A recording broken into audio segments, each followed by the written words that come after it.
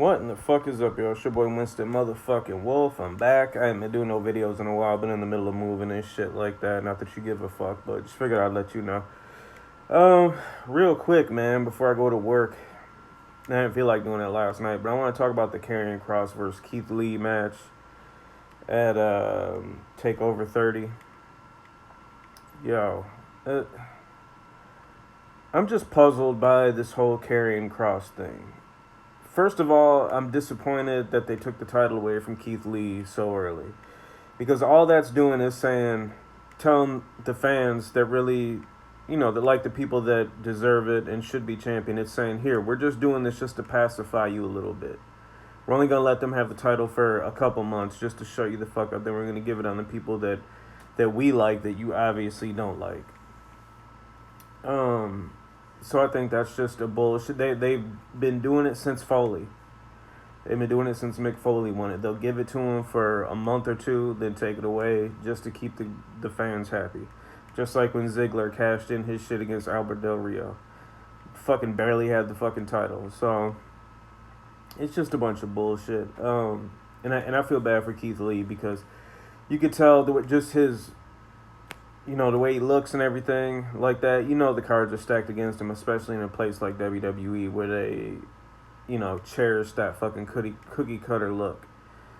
So, hopefully they're doing this so they can move him up to the main roster and they have bigger plans for him, but we've seen what happens when they move NXT wrestlers up to the main roster that are really good NXT. They just completely fuck it up. So, hope the best for Keith Lee. But let's just get to this fucking shit dick Karrion Kross. Jesus fucking Christ. First of all, I don't get why they're putting so much into this fucking character. This dude, okay, he's just awkward. He doesn't have it. You could tell in his mind he thinks he's doing great psychology. He thinks his facials are great. He thinks everything that he's doing is on point. And that's the fucking problem. He's one of those lost motherfuckers that fucking, he thinks he's smart. He thinks he knows what he's doing. He thinks he has the game down. But for some reason, the fucking A isn't connecting with the B, isn't connecting with the C. Like, he knows he's supposed to do certain facials. All of his facials turn out to be, pause also when I say facials, you know what I'm talking about. But all his fucking facial expressions, he does them in the right spot. You could tell he's thinking, he's like, okay, here I gotta do this to fucking convey to the crowd that I'm feeling this. But he's just goofy. Most of the fucking time he's doing this shit where he has his teeth exposed, where he's trying to look fucking crazy, and he just looks like an idiot. And in particular, there was a part in the match where, this is near the end, Keith Lee kicks out after a 1 count. And I know you know what I'm talking about because they had a close-up of it. Karrion Kross does this, like, confused face, and then he, like, shakes his head and goes right back to the fucking mean face. And it was just, I've done community theater, so I've seen bad acting, and that shit is fucking terrible. He is fucking terrible. And also, the match was boring as shit. Okay, I understand. Focus, again, he does shit that he thinks a good wrestler and a good match should be. For instance, working on one part of the body. Any longtime fan of Ric Flair, you know that he'll work on the leg because that's going to obviously set up his end move, the figure 4. So it makes sense, right? You're going to work on one part of the body so that, you work on the legs so they can't walk around, plus it sets up your finishing move. Makes sense. He does this shit with the fucking twisting of the arm, but it got to the point where I'm talking about it's going on like 3-4 minutes at a time. And it doesn't sound like a lot, but when you're sitting watching a wrestling match, if somebody has somebody in a fucking rest hold for fucking 3 minutes at a time, then someone gets out of it, then they go right back into it for another fucking minute. That fucks up the whole pacing of the match. And again, I don't see why he was focusing on the fucking arm. Again, if you take away one arm or one leg from somebody, yeah, you're gonna do some shit. But I didn't see. There wasn't a reason in that match to keep focusing on the fucking arm and on the shoulder. Obviously, if you have one arm, you can't do a lot of holds, but it just didn't really make a lot of sense to me. It was just stupid. And then this fucking entrance and all this shit That's the reason people are embarrassed to watch wrestling around non-wrestling fans. It's shit like that. It's when you watch how fucking serious and how earnest they are about that ridiculous fucking intro and outro that they have. I'm talking about Karrion Kross and Scarlett. Yeah, she's a pretty girl, but Jesus Christ, they fucking take that shit. It is like, I don't know what to compare it to, but it is so fucking cringy and so fucking cheesy. I can't. I'm glad no one's around the few times that I've fucking watched it, because I would have to look at them and I'd have to be like, yeah, the same thing you're thinking, I'm thinking too. This shit is fucking cringy. This shit is fucking embarrassing.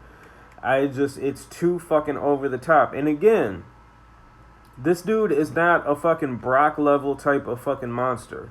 So someone's going to interrupt it. And when they interrupt it, it's going to expose that fucking intro for being as stupid as it is. Now, all I'm thinking is, when he goes up to SmackDown or Raw, he's going to be doing that shit. And fucking Randy Orton, all I got to say is this. They better not ever put him in a program against Randy Orton. Because Randy Orton will fucking destroy everything that they built with that character. He's going to make fun of the intro. He's going to interrupt the intro with a fucking RKO out of nowhere. He's going to fucking do a promo where he's making fun of it. And he's going to point out how fucking ridiculous it is. He's going to have tweets pointing out how fucking ridiculous it is. So, if you guys want to protect that fucking stupid asshole at all, fucking don't put him with Randy Orton. But a fan like me that hates this whole shtick, put him with Randy Orton, because he will shut that shit down. He will fucking ruin that dude's whole fucking WWE career. And another thing I don't get, I've been watching Impact lately, and I don't get, there's very few people in AEW and Impact that I think WWE should go after with the same gusto that they went after Karrion Kross and brought him in with. There's just not that many people. And the people that I would like to see in WWE, NXT, whatever, I still wouldn't want them to have a fucking cheesy ass push like this and have an over the top entrance that's fucking embarrassing and shit. Man, I think the match was boring as shit. I think even the fucking the students that were at ringside that were yelling "This is awesome" for the ladder match earlier, they couldn't even summon up enough fakeness to fucking say anything was awesome about that match. That match was fucking sad. It was just, Karrion Kross is not it. He's not it. And I don't give a fuck if you put 10 hot ass blonde bitches with him lip syncing and shit. It don't fucking matter. Everything about him and his character is fucking cornball. And I made a video a long time ago when he first came in, when everybody was sucking the dick of that fucking entrance, talking about how great it was. And I watched the fucking interview. And if you watch any interview with him outside of character, that fucking ruins everything. You see why he's cheesy. You see why he does those dumb facial expressions. You see why everything is just a fucking step awkward with him. He is a fucking cornball fucking nerd. He said that, I think Sean O'Hare was the wrestler that he looked up to. Now, I ain't got nothing against Sean O'Hare. I like when him and Piper had their whole thing going on in the early 2000s that lasted for about a month and a half. But if you're going to sit there and say that Sean O'Hare, you like watching his tapes and he's an influence, yo, that right there should tell you a lot about why he fucking sucks. Karrion Kross versus Keith Lee, I give it fucking 0 dog bones. It was a shitty ass match. I feel bad for Keith Lee. Fucking whoever brought Karrion Kross in, I hate to wish ill on him, but I hope your kids get fucking brain cancer. Because that was a boneheaded, stupid ass fucking waste of a contract decision. Fuck Karrion Kross and his lame ass fucking shit. It's your boy Winston Wolf. I'm out.